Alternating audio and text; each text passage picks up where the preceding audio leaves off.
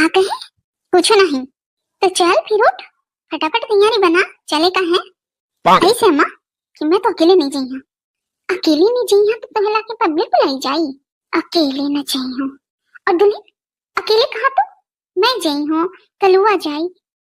तो hello guys, आप सभी लोग कैसे हैं? चलो एक शॉर्ट वीडियो दिखाते हैं आपको। हम नहीं अच्छी लगे तो लाइक करें, सब्सक्राइब जरूर करें। जाई हूँ। और दुल्हन अकेले कहा तो मैं जाई हूँ कलुआ जाई झिंगरुआ जाई चिंटुआ की दुल्हन जाई। अच्छा तो चिंटुआ की दुल्हन के झाड़ में परेशान है ऐसे अम्मा। मैं कहूँ कि झाड़ में परेशान नहीं हूँ, मैं तभी ही जाई हूँ जब वो जाई।